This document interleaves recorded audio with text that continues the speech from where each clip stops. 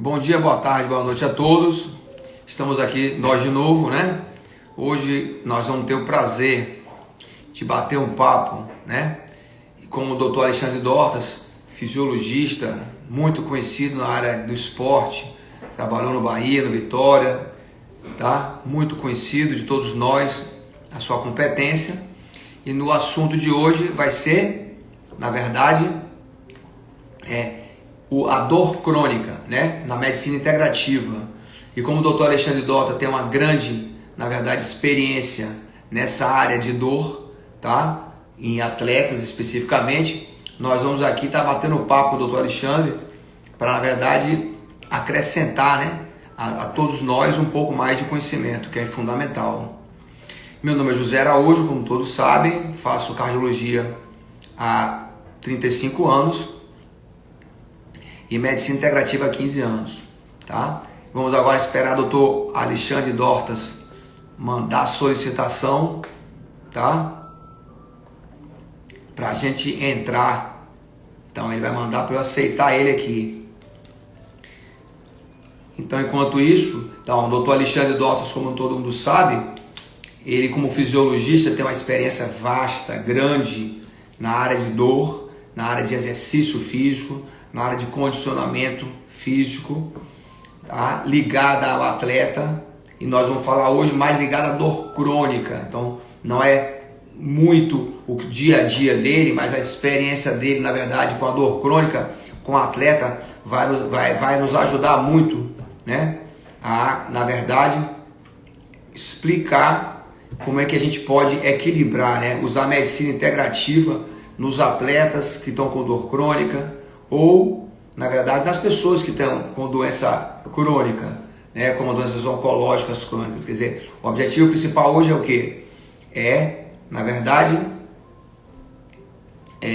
tentar equilibrar, usar a medicina, ver só a citação, deixa eu ver aqui, tá chamando, tentando, aqui ó. Pronto, Araújo, mas te ouvir, ver a sua pergunta. Primeiro, agradecer a você pela amizade, que é uma das coisas que eu mais prezo em minha vida. Eu sou muito grato a você por muitas coisas. Estou desde 91, a minha formação acadêmica, eu concluí em 91. Estou com 20 anos de vida acadêmica, dando aula em faculdade. E, óbvio, que por uma questão natural e oportunidade, eu acabei me liberando para a área esportiva e me tornando uma referência nessa área. Mas o que sempre me apaixonou, e hoje a forma com que eu procuro me reinventar na minha profissão, é justamente estar mais próximo desse público, que não é pouco, né, e que precisa muito da interferência da medicina integrativa, dos profissionais ao entorno, para melhorar a sua saúde e qualidade de vida. Nós, há mais ou menos uns 3 ou 4 anos, iniciamos um programa de pesquisa dentro de academias. E dentro dessas academias, nós montamos um modelo de avaliação onde existia um questionário espontâneo de bem-estar. Ele perguntava a energia diária, uma autoavaliação sobre o nível de estresse, uma autoavaliação sobre a qualidade do sono, sobre a sua aparência, como se vê de forma aparência, quanto à sua alimentação. E uma das perguntas falava sobre a questão da dor. E para mim não foi uma surpresa, mas a forma com que esses números se construíram mostraram o quanto a dor atrapalha a vida das pessoas. Então, basicamente, um paciente que tinha um grau de dor elevado, ele não tinha um bom humor, ele não tinha uma boa qualidade do sono, obviamente isso já desencadeia na queda de energia, no alto nível de estresse, na ansiedade. Ou seja, a dor realmente ela tem sido um grande desafio para aqueles que trabalham na área de promoção de saúde. E você fala isso, você fez a nível de atleta, ou de estudante, ou atleta profissional? Não, fizemos isso aproximadamente, para você ter ideia, foi uma pesquisa que durou por 3 anos e pegamos um público aproximadamente entre 10 a 15 mil pessoas que frequentam academias. Era uma rede de academias uma rede de academia que a gente tinha um fluxo de avaliação mensal de 1.000 pessoas por mês que adentrava. O objetivo desse programa era justamente entender por que as pessoas procuram a atividade física e que tipo de perfil é aquela que não sustenta, que acaba com 2, 3 meses, acaba abandonando as academias. E era um desafio para as redes entender por que eles não retiam esse aluno. E nesse modelo de avaliação, ele construiu um score, e esse score ele traduzia muito. As pessoas com baixo score eram pessoas que não tinham consumo de praticar atividade física, geralmente pessoas que no início da prática da atividade tinham como principal desafio a dor, e a partir daí elas desistiam, muitas vezes com menos de 3 meses. Então, foi uma pesquisa que buscou entender melhor esse público e mostrou o quanto a dor ela diminui a capacidade de execução, satisfação. Lógico que se a gente for para o ambiente do atleta de alto rendimento, a gente costuma dizer o seguinte: a dor faz parte do uniforme do atleta. Não tem como um atleta não sentir dor. É uma dor a depender do esporte dele, é uma dor em ombro, é uma dor no joelho, é uma dor no quadril, é uma dor aguda, é uma dor crônica. E óbvio que eles precisam superar, e aí a importância de buscar ferramentas para minimizar, buscar ferramentas para diminuir essa sensibilidade e permitir que ele se mantenha. Quando ele não treina, o prejuízo é muito grande. Você lembra mais ou menos nessa pesquisa sua prevalência da dor, dessa dor da crônica? Você lembra da incidência disso? O número? Basicamente, nos iniciantes, lógico, essa dor tinha diversas origens. Essas dores, às vezes, eram um motivo com que as pessoas procuravam a prática do exercício. Eram dores que surgiam pelo excesso de atividade física, aquela atividade, aquele indivíduo que a gente chama, o indivíduo que está à beira como é que a gente chama o termo? Perdão, como está aficionada pela prática de exercício, a vigorexia, pronto, é a palavra. Pessoas começam a praticar, se envolvem tanto com o exercício físico, que acabam não obedecendo mais seus limites, ultrapassam seus limites, e, lógico, o excesso associado a uma série de disfunções acabam trazendo um quadro ortopédico de dor crônica. E eu acho que juntos já tivemos muitas experiências. Eu me lembro de um paciente que nós tivemos em comum, e a pessoa sentia muita dor na prática da atividade física, mas ela não concebia ela parar de treinar. Ela tinha que treinar com dor, porque aquilo era o prazer da vida dela. Então, são situações que a gente depara que, realmente, às vezes, mesmo entendendo a importância que a atividade física tem na vida das pessoas, é importante entender que tem um parêntese aí e que esses quadros dolorosos pode trazer sequelas irreversíveis futuramente para essa. Como é que você vê a medicina integrativa nos atletas com dor crônica ou nos pacientes não atletas? Como é a sua experiência? Na verdade, você não tinha somente atleta de alto nível, você tinha pessoas como eu, você, que estavam lá fazendo exercício. Nessa época que você fez a pesquisa, a medicina integrativa estava só começando no mundo, né? E eu venho praticando há 15 anos. Como é que você vê como seria útil o uso da medicina integrativa, quais são as ferramentas que você acha que seriam úteis e que você já conhece hoje na medicina integrativa que poderia ajudar essas pessoas? Hoje eu acho que trabalhar dentro da medicina integrativa foi um grande sonho para mim. Por quê? Porque, às vezes, a gente se depara com determinadas situações e você, obviamente, dentro de cada um, dentro da sua especialidade, você não tem solução para tudo. Então, às vezes, você precisa encaminhar para pessoas, para colegas, para outros profissionais da área. E essa interlocução ficou sempre muito poluída. Porque cada um tem uma ferramenta, cada um tem uma metodologia. Então, eu vivi de uma atividade, como eu trabalho dentro de clube de futebol, eu já estou inteirado a esse trabalho em 4, 5 mãos. trabalhando de uma forma multiprofissional. Mas mesmo você estando num ambiente desse, é muito difícil a integração por questões de conceito. Então, a medicina integrativa, ela traz por si só a visão de que o indivíduo ele tem que ser tratado como um todo. O indivíduo é um ser sistêmico. E a gente sabe o quanto é importante as questões nutricionais, quanto é importante as questões de hidratação, quanto é importante, principalmente, as questões associadas ao bem-estar do indivíduo. Então, o que eu mais percebo de positivo na medicina integrativa é justamente essa capacidade de não tratar a doença como um fato principal, mas envolver toda a circunstância do entorno da vida desse indivíduo. Às vezes o indivíduo tem uma dor de cabeça, ele investiga, e se trata apenas de hábito alimentar, se trata apenas de questões nutricionais. O indivíduo apresenta quadros alérgicos, e, de repente, é só uma desbiose intestinal, é só uma questão de intoxicação alimentar. E você foi uma das primeiras pessoas que eu vi tratar desse assunto. E talvez, eu não sei, na nossa relação, se isso não trouxe a influência, que quando nós nos conhecemos, você é um médico da linha tradicional e acostumado a tratar pessoas que lhe procuravam por doença.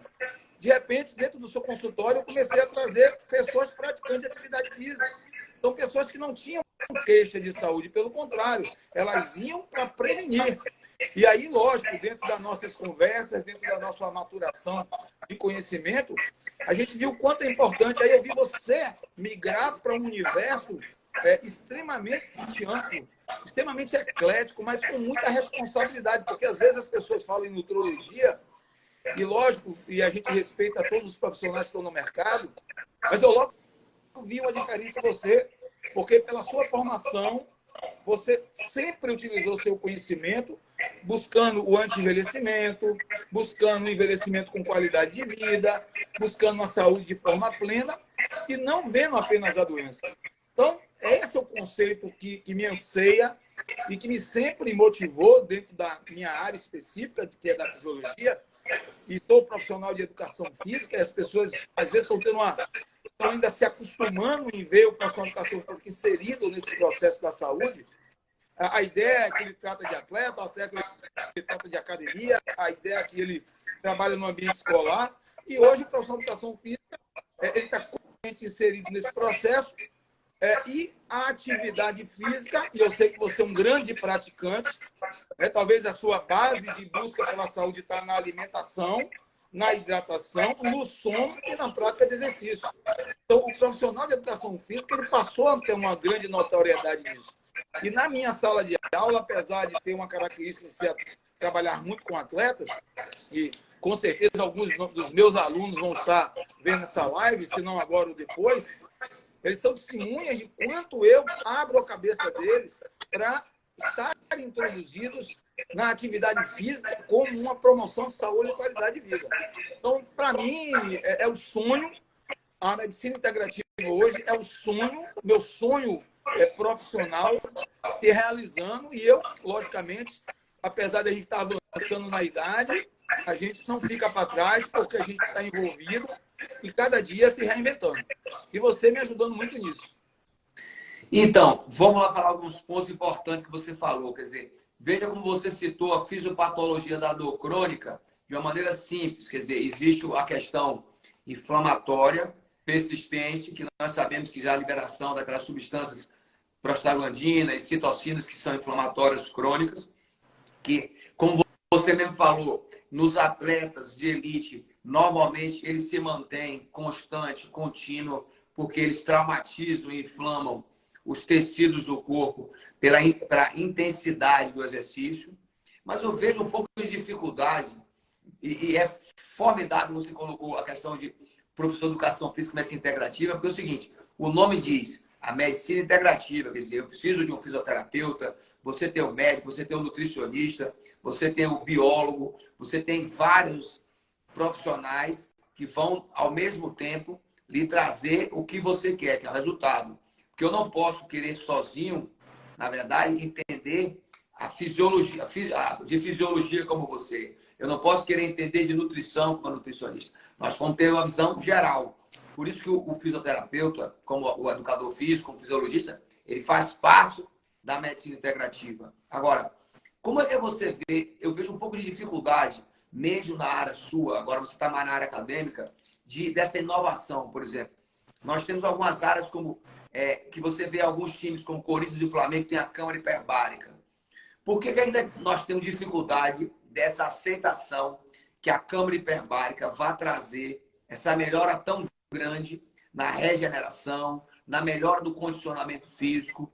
Será que é necessário sempre, nesses casos, você ter uma propaganda, como foi o caso há pouco tempo de Hulk ou de Cristiano Ronaldo, para as pessoas entenderem que o uso da câmara hiperbárica é fundamental?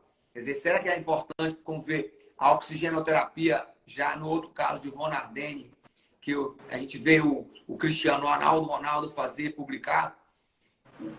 Como você está no meio acadêmico, por que essa dificuldade tão grande de inovação, de renovação das técnicas nos pacientes para que a dor crônica seja equilibrada? Bom, antes de responder, eu estou vendo aqui alguns alunos meus entrando, a Carol, e uma figura ilustre que é o treinador da Juazeirense, o Rodrigo Chagas, a quem eu parabenizo ontem pelo resultado, apesar de ficar um pouco triste por ter sido contra o Vitória, mas entendo que é o trabalho dele e foi muito importante essa vitória para ele, para o Matheus, para o André Beijoquinha, para todo o elenco lá, então de parabéns. Aquele abraço para você, meu amigo. Bom, lógico que eu vi no futebol, há alguns anos atrás, a câmara hiperbárica surgir como uma solução para a antecipação da cicatrização de algumas lesões musculares, logicamente, fechadas. É lógico que a gente entende que a câmara hiperbárica ela tem o seu momento de maior utilização é para tratar de feridas de pacientes diabéticos, feridas com dificuldade de cicatrização, por ela ter uma exposição externa. Então, eu participei do momento do futebol que se discutiu muito sobre a câmara hiperbárica. Então, por que eu acho que ainda existe um pouco de resistência? E que vai sendo quebrado ao longo do tempo, apenas porque figuras ilustres que estão dentro de uma medicina integrativa, são cuidados por vários profissionais, são atletas de alto rendimento com respostas e com mídia, são midiáticos, eles estão sempre na mídia, o caso do Cristiano Ronaldo, o próprio Neymar, o Hulk, que possuem as suas câmaras hiperbáricas individualizadas. É só entender que a finalidade agora não é cicatrização de lesão, é você ofertar ao seu organismo um maior volume de oxigênio. E a gente sabe o quanto o oxigênio é importante para o nosso corpo. Em fisiologia, a gente sabe. O oxigênio ele é quem produz a energia. Quanto maior capacidade oxidativa você tem, maior a sua capacidade regenerativa. Então, eu acho que o que a gente vive hoje, na verdade, e lógico, você como médico sabe disso, a medicina ela é muito cética. Para que as verdades aconteçam, precisa-se de muito tempo. A gente precisa ter as evidências científicas. Então, a gente vê muito mais artigos surgindo agora falando sobre a câmara hiperbárica. E eu tenho certeza que vai ser uma tendência, até porque existe uma influência muito grande. Futebol brasileiro, eu sei que você adora futebol. Como a gente vive hoje influências externas apenas pela falta de resultado que a gente tem e, teoricamente, pela melhoria dos resultados lá fora. Então, ganhou, principalmente no futebol, quando se ganha, quando se tem sucesso, tudo é válido. Aquilo passa a ser uma regra. E quando você perde, você desconstrói até muita coisa importante que está sendo formada. Então, ainda estamos vivendo numa questão muito, vamos dizer assim, muito dependente dos resultados. Mas quando você vê um Hulk, quando você vê um Cristiano Ronaldo, quando você vê um Neymar, e aí mostrando, inclusive, tratamento, fazendo dentro dos voos, fazendo... e você bem sabe, você já me explicou isso, a relação da altitude, o quanto é importante quando você está a nível do mar, para que você tenha realmente uma pressão maior e aquilo faça um maior efeito. A gente entende que isso vai virar uma realidade. Eu, uma vez, conversando com um profissional muito renomado e muito amigo meu, e perguntei o que você acha da câmara hiperbárica. Ele me disse, olha, eu acho legal, mas existem outros equipamentos que vão lhe trazer mais resultado agora com investimentos menores. Então, na verdade, ainda é uma quebra de paradigmas. As pessoas vão precisar vivenciar Mas a gente que já vive nesse mundo, a gente sabe o quanto é importante, o quanto traz de resultado. Você vive do futebol. Lembra que eu tenho 57 anos e eu me lembro que há 30, 35 anos atrás se falava a mesma coisa. Vai se jogar na altitude, tem que chegar 3 semanas antes, tem que chegar em cima da hora, tem que se mascar a coca, mas aí dá doping. Por que não se usa no futebol uma tecnologia que se chama oxigenoterapia de baixo custo, que seria o Von Ardenne, que seria esse uso do oxigênio ao longo da atividade física, certo? Que no caso específico que você está na altitude, seria você, à beira do campo, você dá o suporte de oxigênio para o atleta que está lá e não usar de suplementações, mesmo que seja fitoterápicos, como a coca, ou chegar antes. Por que que a seleção brasileira, esse ano vai ter a Copa América de novo, ano que vem, não sei, vai ter a mesma resenha quando for jogar na altitude? Por que que existe essa coisa de, tudo bem, câmara hiperbárica tem um custo alto? Eu não posso acreditar que R$ 400 mil, que é uma câmara hiperbárica, seja de um custo alto para um time de futebol, os salários que pagam, né? Mas o Von Ardenne, então, é um balão de oxigênio, é a oxigenoterapia. Por que que você vê o futebol americano ao lado do campo, ter o atacante usando no intervalo? Quando você vê no tênis, antes que eles entram na quadra, eles ficam na bicicleta usando o Von Ardenne. Por que que o futebol ainda não utiliza essa tecnologia quando vai para as altitudes e o tempo passa e não evolui? Na verdade, até de começar a responder, é o seguinte: primeiro que eu acho que a Conmebol já deveria ter proibido esses jogos na altitude. Eles são extremamente insalutares para o atleta. É uma exposição talvez desnecessária.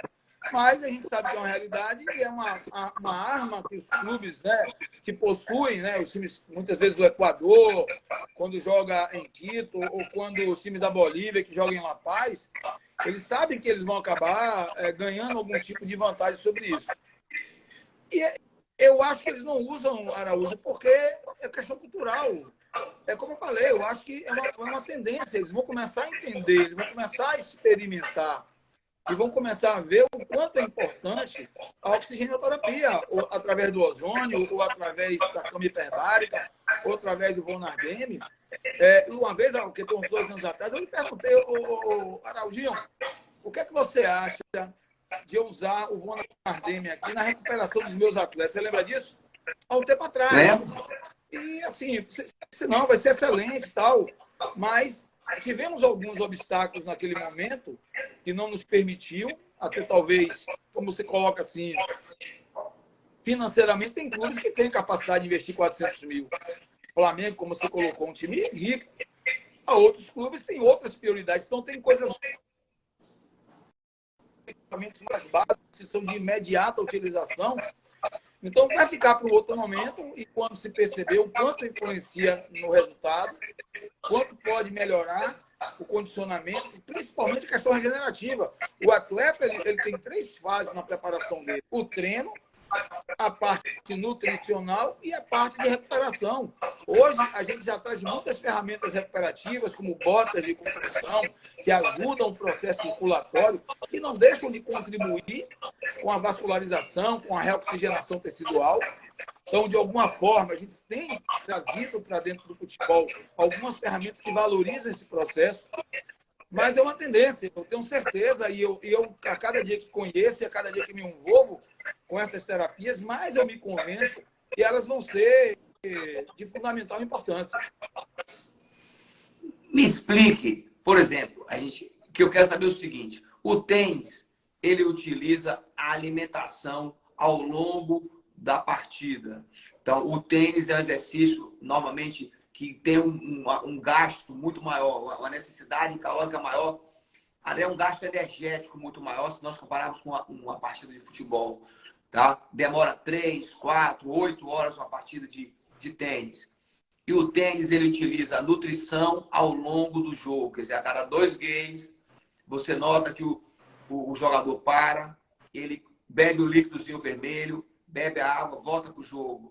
Por que o futebol continua utilizando pouca alimentação, muita água e no final do jogo se dá um Gatorade, já que a gente sabe que a gordura é o melhor alimento, que dá mais energia. Por que não usar ao longo da partida um alimento que você... Não precisa nem ser suplementação, mas alimentação para prevenir as lesões, para prevenir as dores.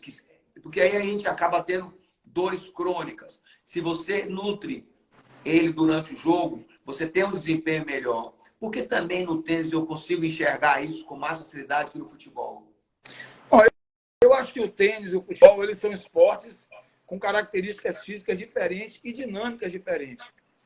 O tênis, você tem os games, eles têm as paradas já programadas, que é justamente nesse momento que os atletas têm a oportunidade de fazer ingestão, você vê fazendo uso de bebidas esportivas, você muitas vezes vê o consumo de alimento, como a banana, é muito comum no alto nível do tênis.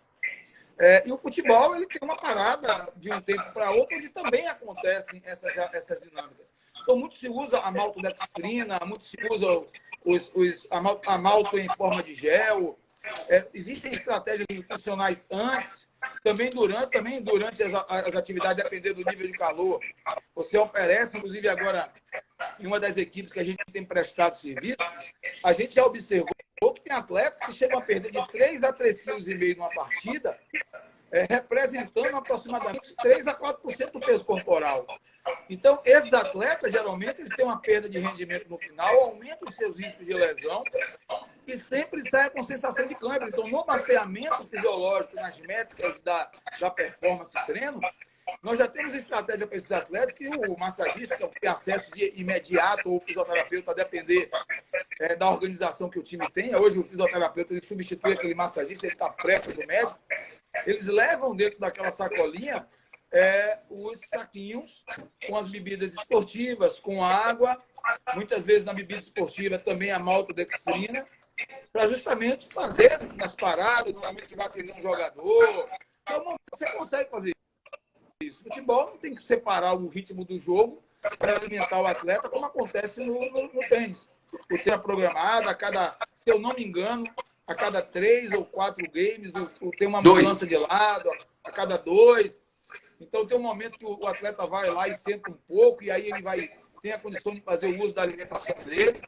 Mas, nos clubes mais organizados, todos os atletas, eles são. A seleção brasileira na Copa de 2014, a Gatorade, inclusive, ela fez um estudo do suor do atleta na percepção do que ele tinha mais perdas de minerais, em volume e em quantidade.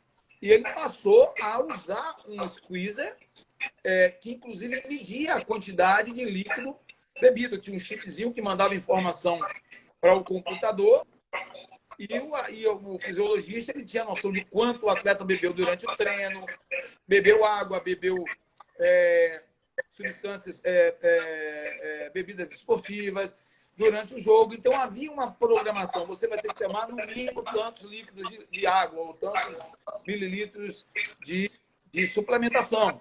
Por incrível que pareça, e o futebol tem isso, e se você lembrar, que eu sempre sou muito antenado no futebol, isso ficou muito marcado na Copa de 2014.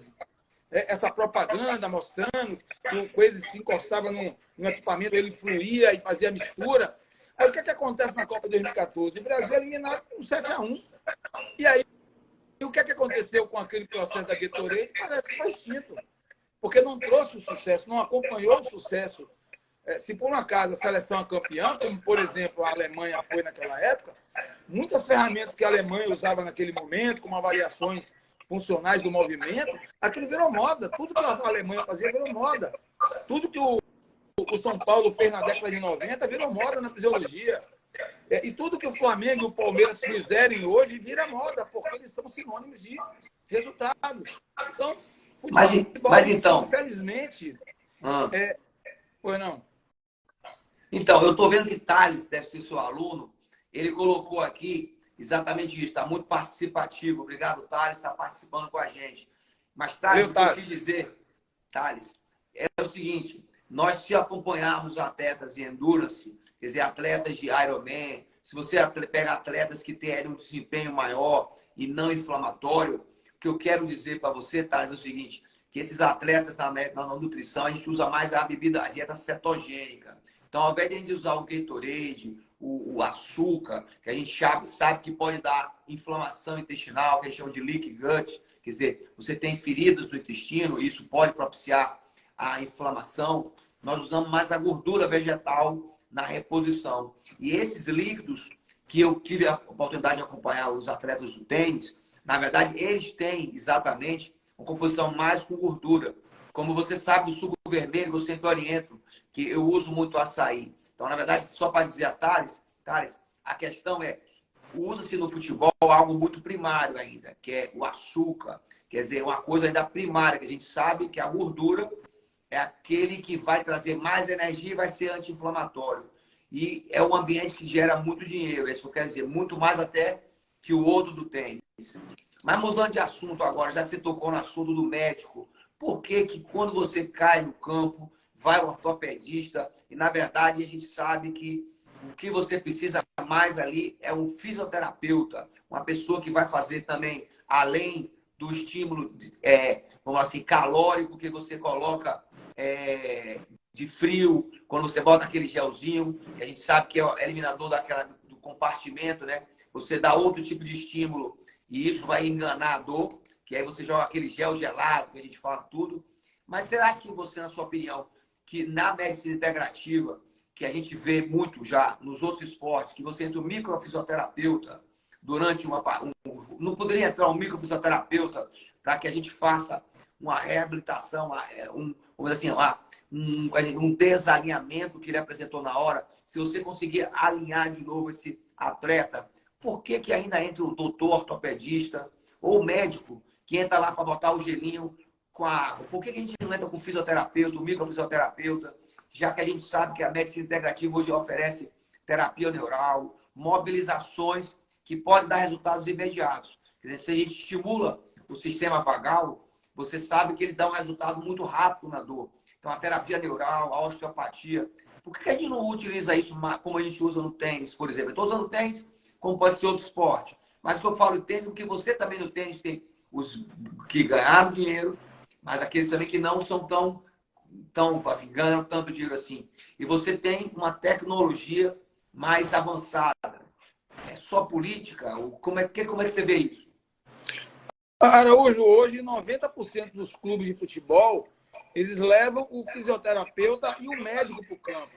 Por dois motivos. Primeiro, o médico ele tem que estar presente por uma questão até legal. Existe uma lei que o clube, para estar em campo, tem que ter um médico no banco. Tá? E aí não é só para atender as questões agudas, tem outras causas. Um traumatismo craniano, um TCE, uma parada cardíaca. Você precisa ter um médico ali para fazer a condução do processo. Mas hoje, o médico mais acompanha o fisioterapeuta, tá? Ele chega lá, ele faz o diagnóstico, que houve, e é o fisioterapeuta quem toma as ações. Então, isso já é uma realidade no futebol.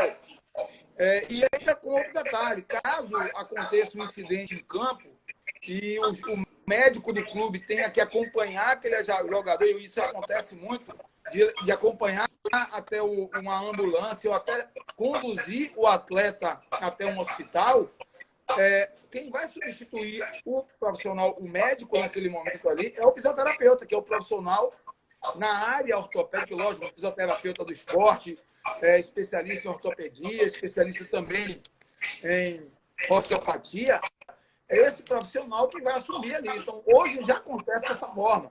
É o fisioterapeuta quem acompanha. Alguns clubes ainda mantinham tradicionalmente, por exemplo, o Bahia. O Bahia, até o campeonato passado, quem entrava no campo era o massagista. E com a chegada, se eu não me engano, não sei se é recente, posso até estar sendo injusto falar uma coisa, mas eu estou vendo agora o fisioterapeuta no campo no Bahia. No Esporte Clube Vitória, tem anos que o fisioterapeuta vai para o campo e não o massagista. O massagista ajuda a ter a sua contribuição no vestiário, no pós-jogo, mas hoje a equipe a equipe de saúde que entra nas partidas é o médico, de preferência ortopedista, porque as principais necessidades podem ser ortopédicas, mas o fisioterapeuta o acompanha e é quem faz as intervenções. Vamos usar outra ferramenta da medicina integrativa, como você já citou. Nós trabalhamos juntos, curto espaço de tempo do time. E eu tive experiência com você de que os atletas mais velhos e que tinham na verdade, jogado no exterior, mesmo sem grande sucesso, eles já tinham ouvido falar na ozonioterapia. E quando você traz isso para cá, independente se o CREMEB não permite ou não, mas permite ao biólogo, ao fisioterapeuta, ao enfermeiro utilizar, porque ainda não se usa com regularidade tão grande a ozonioterapia na questão de curar a lesão, acelerar o processo de lesão. Né? Porque a gente sabe que, para quem não conhece a ozonioterapia, é um pouco diferente, na verdade, da oxigenoterapia. A ozonioterapia, ela usa, na verdade, a inibição dos radicais livres, através de um oxigênio livre. Tá? E eu vejo essa dificuldade. E eu só vi conseguir fazer com mais tranquilidade naqueles atletas mais experientes que, por acaso, tinham passado na Europa. Quer dizer, que tinham jogado em times na Europa. Nem eram tão grandes assim. Qual a razão de você não encontrar essa dificuldade aqui no Brasil, de medicina integrativa, do ozônio específico? Araújo, dentro dos clubes que eu trabalhei, eu sempre vi uma descrença dos médicos. Não sei bem, sempre que eu questionava, eles diziam que as evidências científicas não existiam, que não tinham nada que comprovasse a eficácia, e por isso que não parte do clube, mas muitos atletas, vários atletas, eu já vi recorrerem a esse tipo de tratamento. Recentemente, mesmo num clube de menor porte, eu vi vários atletas recorrendo à ozonioterapia como forma de antecipar a sua cicatrização ou o seu tratamento. Mas nos clubes maiores que eu trabalhei, eu sempre vi uma descrença, né? Uma dúvida se realmente são ferramentas que poderiam ser usadas. Então, é muito mais, logicamente, dentro do departamento médico, uma decisão do médico para as ferramentas que vão ser usadas no tratamento. Aonde eu vi muito se falar em cama hiperbárica. Tá? O mesmo médico, às vezes, defende a cama hiperbárica, mas trazem dúvidas ainda sobre a ozonioterapia por ser uma terapia nova. E, como eu disse, a medicina, muitas vezes, ela precisa de maior robustez e tempo para aquilo que, muitas vezes, para uns já se tornou verdade, que se torne para todos. Na verdade, é uma questão de crença mesmo. Thales, de novo, muito bem. Obrigado, Thales, participando muito. Thales, ozonioterapia causa dor, porque na hora que você introduz, você tem os nossos receptores. Se você fizer um anestésico, como a doutora Maria Eugênia falou aí, a doutora Maria Eugênia, uma profissional da área de fisioterapia, que faz terapia neural, osteopatia, ela bem colocou aí, se você fizer o uso de uma xilocaína ou de uma procaína na pele, você vai utilizar e ter um menor dor. A dor da ozonioterapia, Thales, na verdade, ele vem porque o processo inflamatório, ele causa o quê? Dor, a liberação dessas substâncias inflamatórias, que são os radicais livres, no resumo. Né? E o ozônio, quando ele vai eliminar aquilo ali, você acaba tendo um pouco de dor. Mas pode ter certeza que a dor é muito pequena, principalmente se você usar o anestésico. Tá? E a recuperação do seu atleta ou do seu paciente, que o atleta não deixa de ser um paciente, tá? Você acaba tendo uma melhora muito grande. Eu vou dar um exemplo para você aqui, Alexandre. Eu tive a experiência pequena, né, de um paciente só, tá? Há pouco tempo, do Goiás, tá certo? Me mandaram esse atleta, e o atleta tinha duas lesões, uma de 2 centímetros e de 1 centímetro. O colega, na época do Goiás, me pediu 3 meses para entregar ele, para refazer o exame de imagem para ver a melhora. E em 45 dias, quer dizer, na metade do tempo, utilizando toda a medicina integrativa, eu refiz e nada mais, nada menos que você encontrou sendo apenas um desalinhamento das fibras. Portanto, eu já tinha fechado tudo, ele apenas ficou desalinhado, que óbvio, no processo de cicatrização, você ainda está realinhado. Assintomático, clinicamente, indolor por completo, tá certo? E o que a gente utilizou? Usou ozônio, usou a câmara hiperbárica, usou a medicina integrativa através da terapia neural, osteopatia, usou tudo que tinha em mãos. Usou, na verdade, as vitaminas intravenosas, que é outra coisa que a gente vai falar daqui a pouco, para reidratar. Quer dizer, e ele em 45 dias teve a melhora a nível de quê? Clínico e de imagem. Mesmo assim, sabe? mesmo dessa forma, quando o atleta chegou no outro time do Goiás, o colega virou e disse, não, ainda não está do jeito que quer. Como é que você vê isso como fisiologista? Quer dizer, você acha que isso é vaidade do profissional, só do meio do futebol? Como é que você vê isso? Eu não vou lhe negar que dentro do futebol é um lugar que a gente mexe com 3 coisas: dinheiro, paixão e vaidade. Então, cada uma dessas coisas por si só já é bem complicado. Imagina as 3 juntas. Algum tempo atrás também surgiu a técnica do PRP, que é o plasma rico em plaqueta. É tirar o sangue do próprio atleta, fazer uma centrifugação, coletar uma concentração maior de plaquetas, que é o tecido para melhorar a cicatrização, e aplicar no local.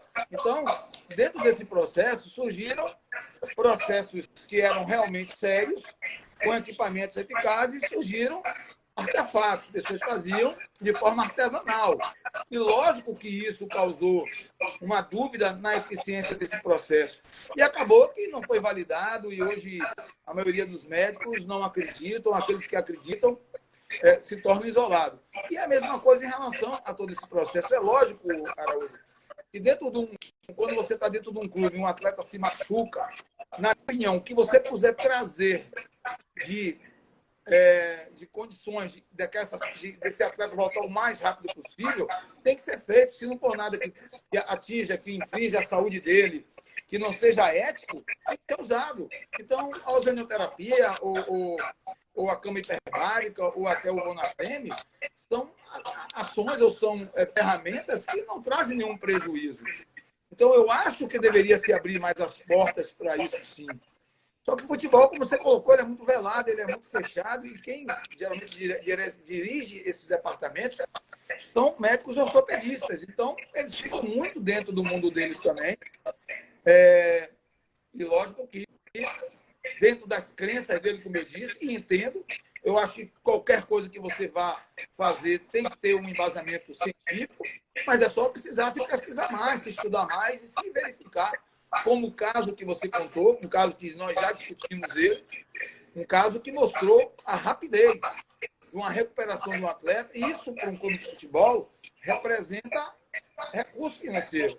O cara contrata um jogador que recebe 500 mil, ele passa um mês num departamento médico, é um prejuízo de 500 mil.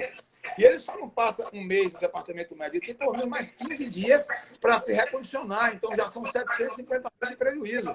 Então, por que não tentar todas as ferramentas e abrir um pouco a credibilidade para que a gente possa trazer novas ferramentas para dentro do esporte de alto rendimento, e particularmente o futebol, que é onde centraliza a maior capacidade de recursos. Você falou um assunto interessante, PRP, outra causa barata. Eu tenho utilizado regularmente o PRP, o ácido hialurônico e o ozônio ao mesmo tempo. Nesse paciente, inclusive, não só no paciente fora atleta, como nesse atleta.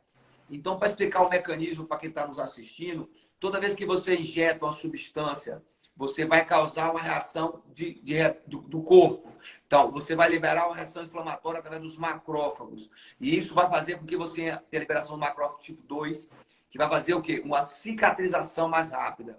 PRP, ácido hialurônico com ozonioterapia. Isso dá um resultado fantástico. Podem ter certeza disso. E como a Alexandre estava falando, é muito mais uma questão de vaidade, porque a representação, quer dizer, a metodologia científica já está comprovada. Tanto é que esses atletas na Europa usam regularmente os grandes top de linha, ou até os não top de linha, que foi o caso que a gente trabalhou junto, mas que por acaso tinham passado por lá. Eu acho que, na verdade, falta alguma coisa diferente. Eu acho que é por isso que nós estamos aqui discutindo como colocarmos a medicina integrativa para melhorar, reduzir a dor crônica e a questão das lesões. Vamos colocar outra ferramenta que a gente tem. Você acabou de dizer que tem atleta que pega em 3 litros, 3 quilos por dia. Por jogo, por partida. Por partida. Por partida. Porque você sabe mais do que ninguém, a perda de eletrólitos. Por que não se usa no pós-jogo uso da vitamina venosa, antioxidante como glutationa, o PQQ, o NADH, e mesmo não só o soro, mas o soro para dar alimento, mas eu falo o uso dessas vitaminas para você repor a mitocôndria, que nós sabemos mais do que nunca E você sabe isso há A nossa usina 25 anos. de energia, né? Exatamente. Por que a gente não usa no pós-jogo, certo? Uma regeneração no dia de manhã, pós outro dia de manhã, vitamina venosa, nesses nossos clientes, para evitar a dor crônica, que provavelmente eles vão ter muito menos lesão durante a partida ou durante o jogo. Não, com certeza essa é uma das ferramentas positivas que poderiam ser usadas. Eu acho que tem alguns atletas que fazem de forma individual, como você mesmo colocou, mas às vezes o clube não tem estrutura. E você sabe que o investimento dessas vitaminas não é um investimento barato. E quando eu digo barato, às vezes a gente tem dificuldade de suplementar um atleta com simples um whey protein, um BCAA, uma creatina. Esses são suplementos mais comuns e de baixo custo. Então, quando você traz uma realidade, você diz assim, o nosso atleta vai ter que agora fazer uma... E outra coisa, eu já vi também alguns departamentos médicos evitarem o uso de medicação venosa dentro do ambiente ambulatorial do clube, pelos riscos também que eles podem trazer. Então, às vezes, um medo de um processo alérgico e não ter uma estrutura ali para dar um suporte imediato. Então, também é uma questão de precauções em relação à medicação venosa. Mas por que eu atendo com tanta frequência os não ricos, os não profissionais, mas que você atende tanto nas academias com regularidade para fazer todos esses tipos de tratamento? Todas essas uso a medicina integrativa com mais facilidade, com mais regularidade. Eu não estou nem falando de doping, nada que leve a doping, nada disso. E, na verdade, até o conceito de doping, a gente pode fazer uma live só para discutir isso. Que tudo é doping, porque na verdade tudo que melhora o desempenho é doping, pelo conceito que existe. Então, por que nas academias... doping legal, né? Então, mas por que... Agora me explica. Por que nas academias, os seus clientes de academia, que teoricamente não são profissionais, utilizam a medicina integrativa com muito mais frequência do que os profissionais? Araújo, eu vejo muito dentro do esporte de alto rendimento também uma preocupação muito grande dos médicos em evitar que os atletas, e obviamente eles têm contrato com o clube, que sejam tratados sem o conhecimento do departamento. Por quê? Porque um dos medos é o doping. Então, às vezes, o uso de um suplemento feito numa bancada contaminada pode prejudicar não só o atleta, como o clube também. Então, faltam, na minha opinião, profissionais que estejam mais inseridos nesse mundo com esses novos conceitos que estão surgindo da medicina integrativa e da forma suplementar, para que parte de dentro para fora, porque de fora para dentro existe uma resistência muito grande. Pelo medo, pela falta do conhecimento, pela falta de experiência, pela falta de crença naquilo, e isso acaba sendo um grande obstáculo. No momento que você estiver dentro do clube e um médico com esse conceito, ele começar a implementar e as coisas derem certo, obviamente isso vira um efeito cascata. Então, imagina, estou falando do Flamengo, do Palmeiras, porque são as grandes referências. De repente, o Palmeiras vai lá e ganha o campeonato mundial aí para o Real Madrid. E dentro do processo se divulga que a partir daquele momento está se trazendo a suplementação venosa, está se trazendo todas as ferramentas da medicina integrativa. Então, isso vai ser uma porta para se abrir. Araújo, hoje eu recebi uma matéria onde se falava que o treinador do Bahia, o novo treinador do Bahia, que é português, que é um cara que vem com os novos conceitos de treinamento da periodização tática, ele está trazendo a equipe do Bahia para treinar de manhã no dia do jogo, quando o jogo é após as 19 horas. Então, isso cria um impacto porque não é cultural. Mas não é incomum você dar estímulo ao seu atleta de manhã, desde que sejam estímulos controlados, para manter a parte cognitiva, para tirar aquela enhaca, como a gente chama, aquela preguiça de concentração, que o indivíduo fica deitado comendo o dia inteiro, muitas vezes em celular, vivendo um momento enfadonho. Então, acontece isso, não é nada diferente, não é nada estranho, não é nada que nunca se fez, mas que, com certeza, depois da fala de um treinador que chega e se os resultados do trabalho dele trouxerem louros e forem expressivos, imediatamente isso passa a ser uma via de regra. Em tudo que voltou no futebol, esquemas táticos, conceitos, preparação física, o surgimento da fisiologia, da nutrologia, da nutrição, dos recoveries, eles surgiram justamente baseado nas equipes que compraram ideias, inovaram no processo de treinamento,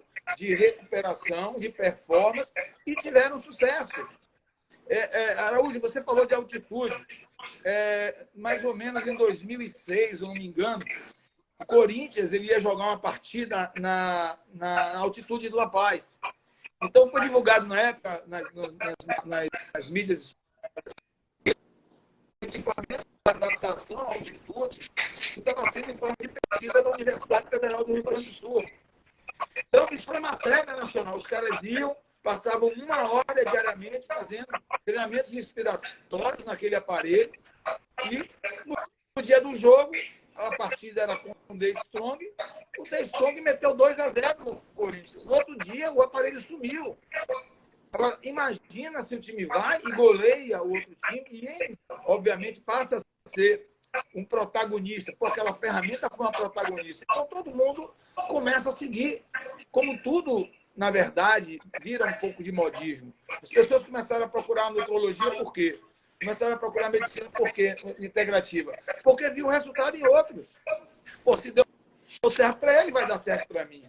Os conceitos, as técnicas e a ciência é muito bem explicada.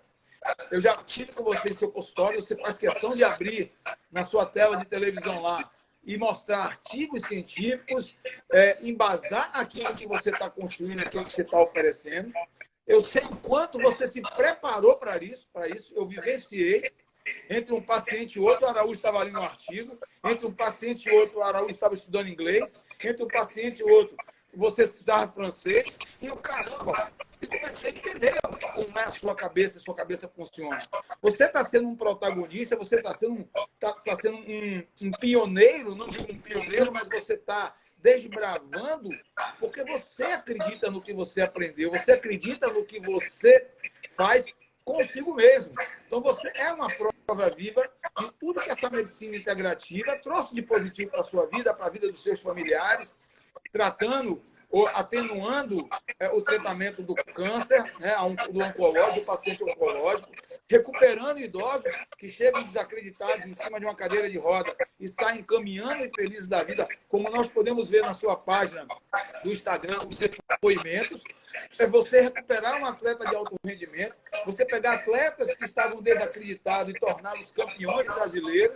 Então, essa é uma realidade. E é isso que nós estamos fazendo aqui. O nosso momento aqui é para discutir, mostrar e fazer com que vários alunos aqui eu estou vendo, eu vi o Felipe Carreira, aqui, eu vi outros também aqui, desculpe se eu não vi todos, entrarem para poder agradecer a presença de vocês. Mas é isso que nós estamos fazendo aqui. Nós estamos quebrando paradigmas. Nós estamos para as pessoas, e os que estão aqui ao vivo, os que vão ver depois, para pensarem, para buscarem o conhecimento e, obviamente, entender que a medicina está em evolução. Ela está evoluindo. E você é uma das pessoas que me passam essa credibilidade para falar sobre esse assunto com conhecimento, com expertise e, principalmente, amigo, com ética. Que eu sei que todas as ferramentas que você usa, elas são baseadas em éticas médicas. Eu sei o quanto você é ético, eu sei o quanto você é profissional, e por isso que sempre acreditei e apostei em todos os projetos que você me chamou. Então, como é que você vai ver na prática agora? Você acha, então, vamos esquecer um pouco de futebol. Onde é que nós vamos conseguir nosso grupo, que é um grupo de alta como assim, de formação? Tem eu, você, tem a Deise, tem a Ciana, tem a doutora Maria Eugênia, tem tantos profissionais, a Rosana, nutricionista, vai estar com a gente. Quer dizer, tanta gente boa, tanta gente de qualidade. Qual é o pessoal, quer dizer, qual o grupo da sua área de desporto que não seja o futebol ou dos frequentadores de academia, os ciclistas? Quer dizer, você acha que qual é o maratonista, o Ironman? Quer dizer, como o Thales ali, de novo, obrigado, Thales. Isso, Thales, multidisciplinar. Nada que seja individual vai levar você a algum lugar. O problema da medicina foi exatamente esse. Há 30 anos atrás existia o clínico. Hoje existe o médico para cada região. E hoje a gente tem que entender que é o contrário. A gente tem que trazer o grupo para ver o paciente como um todo. Então, Alexandre, como o Thales falou, com essa equipe que a gente formou multidisciplinar, qual é o grupo que você vislumbra na área que você trabalha, que é do desporto, que seja mais fácil a gente colocar em prática essas técnicas tão avançadas que trazem resultado? Olha, primeiro, enaltecer a equipe que você conseguiu montar. Você está trazendo pessoas, referências nas áreas em que trabalham. Então, isso vai ser muito importante. O nosso segundo passo, que nós já começamos, é fazer a integração do conhecimento e dos procedimentos. E é por isso que nós estamos a cada dia buscando discutir casos, fazer a participação de cada um, de que maneira profissionalmente eu posso contribuir. Mas eu entendo que nós temos hoje uma clientela ávida pelo que a gente está oferecendo. Primeiro, são pessoas que querem melhorar a sua performance. É o remador, é o ciclista, é o corredor de rua. E eles, a cada dia, eles não competem com os seus adversários. Eles competem com si mesmo. Eles têm o objetivo de estarem melhorando a cada dia. Então, isso é um ponto de satisfação.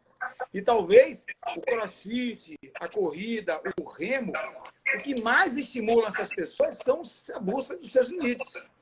Essa é uma fatia do público que a gente vai poder trazer inúmeras soluções. Quando você fizer a base de uma ergospirometria, montar um treinamento metabólico em cima de von Ardenne, dando suporte nutricional, aumentando a capacidade metabólica dentro de um laboratório, dentro de uma sala, e que vai ser revertido em resultado lá fora, a gente está fazendo a solução para um grupo. Quando a gente fala do idoso que não consegue treinar porque é um cardiopata, porque é um pneumopata, e esse cara consegue começar a dar os primeiros passos com o suporte do von Ardenne, fazendo justamente o caminho contrário do que a doença está propondo a ele, trazendo a ele o quê? A inatividade, né? A prostração. Então, a prostração é que leva muitas vezes o indivíduo ao declínio físico, mental, espiritual. E o que a gente vai oferecer? A possibilidade dele, num ambiente controlado, com equipe multi, inter e integrada, que ele tenha a recuperação da massa muscular dele, fortalecer, evitar a queda, dar autonomia para ele, fazer com que ele melhore e tenha uma qualidade de vida e mais longevidade. Então, esse é um grupo também que me interessa muito. Esse é um grupo que eu tenho certeza que é onde nós vamos fazer mais sucesso. É o idoso, é o cardiopata, é o obeso, é o indivíduo que está querendo mudar a sua história e que, às vezes, vai no médico, vai em outro, vai no nutricionista, todo mundo trabalhando de forma isolada. Ele vai ser tratado por uma equipe integrada, onde o caso dele vai ser discutido e cada profissional, na sua área de expertise, vai trazer a sua contribuição. Então, ele vai ser tratado de uma forma multidirecional, buscando a satisfação e, obviamente, os resultados para ele, seja para melhorar a performance no desportista, seja para melhorar a qualidade de vida no indivíduo comum, ou seja, para devolver a satisfação de viver a uma grande maioria que precisa. Então, hoje, o indivíduo está acamado, o indivíduo não consegue se levantar, o indivíduo tem risco de queda, o indivíduo é um paciente neurológico com Parkinson, com Alzheimer, ele tem uma sarcopenia, ele tem uma caquexia, e a gente tem todas as ferramentas integradas para reintroduzir a esse indivíduo ao seu prazer de viver, à sua sociedade e com qualidade de vida. Então, eu acho que esse é o nosso maior legado e benefício que nós vamos trazer à população. Por acaso, você já falou com seus alunos que vai ser com prazer que nós, a partir de março, vamos lançar um curso de medicina integrativa, na qual você vai fazer parte também, não? Na verdade, essa notícia em primeira mão aí para todos. Esse próximo ano é um ano de formação de conhecimento, de mudar a chave, eu digo isso para os profissionais de educação física, mesmo aqueles que trabalham no fitness, que trabalham na estética, incorporar ao conhecimento e à sua clientela esse público que é muito maior e é um público fiel, é um público que jamais abandona pela própria necessidade que ele vai ter de ser o quê? De ter um trabalho continuado. Então, você pega um aluno ficou forte, ficou malhado, aprendeu a malhar, ele larga o personal. Ele já aprendeu a malhar, não precisa mais do personal. E a gente está falando de um outro público. E, principalmente, assumir uma função social que a profissão do profissional da educação física tem a obrigação de estar inserido. Porque todos os médicos hoje tratam as doenças, as patologias com o exercício. E já dizia meu saudoso professor Genuíno, quando ele disse lá atrás, em 1985, no momento que eu fazia 3 faculdades ao mesmo tempo, fazia 2 de engenharia, uma civil, outra química, na Federal e no Centec, e fazia o curso de Educação Física. Quando ele olhou para mim e disse, a sua profissão é a profissão do futuro. Eu digo, mas como? Porque tudo vai ser tratado com atividade física. E aqueles que se tornarem diferentes, aqueles que buscarem lidar com essa população, vão estar na frente de todos. É como o professor Galo, que é um grande amigo, ele pergunta, você quer ser galinha ou quer ser águia? Você quer dar voo curto ou quer dar voo longo? Então, meu amigo, o caminho hoje é a medicina integrativa, o caminho hoje é trabalhar inserido na saúde, é trabalhar inserido com outros profissionais e dar voos de águia. E não voo da galinha, que é ter voo curto, o cara sobe aqui e para ali. Né? E nem ser o pato. Aí meus alunos vão lembrar. O que é o pato? O pato nada, o pato anda, o pato corre e o pato voa. Nada mal, anda mal, corre mal e voa mal. Ou seja, ele faz tudo e, ao mesmo tempo, não faz nada. Então, é isso que eu quero dizer. Eu queria, com essa notícia, que você passasse para os seus alunos exatamente isso. Que como você tem dificuldade hoje, nós temos dificuldade de colocar nas faculdades, colocar a nível de alguma coisa que seja que onde tem a vaidade, onde a estrutura já esteja montada, e hoje a internet, a mídia social nos permite. Quer dizer, é importante que todos saibam que a gente, a partir de março, vai começar esse curso de medicina integrativa. E vamos começar, na verdade, falando de oncologia. E aí você vai perguntar, onde um fisiologia entra? Ele entra em todos, porque a fisiologia é a base de tudo, é a célula que a gente vai falar. Então, é importante que vocês estão acompanhando aí o professor Alexandre, que a partir de março nós vamos começar, e os 2 primeiros módulos, um será de oncologia e o segundo será de cardiologia, quer dizer, logo depois. E nós vamos lançar com muito conhecimento, com muita base, que a gente vai usar a medicina tradicional, como for necessária, mas nós vamos usar a medicina integrativa, completamente baseada em evidências, todas na verdade, com muito estudo, nada seja solto, e nós vamos interligar. E o nosso grande Alexandre Dossi vai estar com a gente no grupo, fazendo parte dessa questão aí do curso de medicina integrativa, colocando durante o curso a base de tudo, né? A base de fisiologia, a mitocôndria funcionando. Alexandre, um abraço grande de estar junto hoje com você, entendeu? De falar com você, não é a primeira, a gente tá junto, como agora eu me lembrei, a gente se conheceu um pouco antes. Foi no exame de sua mãe, se eu não me engano. Não foi? Você é um amigo, você é um irmão. Eu posso lhe garantir que das pessoas que eu conheci nessa vida, você é uma das que eu mais gosto, que eu mais amo, que eu mais torço e que agradeço a Deus a cada dia por ter lhe conhecido, botado ele em minha vida. E hoje, juntos, mais uma vez, tenho certeza que nós vamos revolucionar. Nós vamos mudar a chave da cabeça de...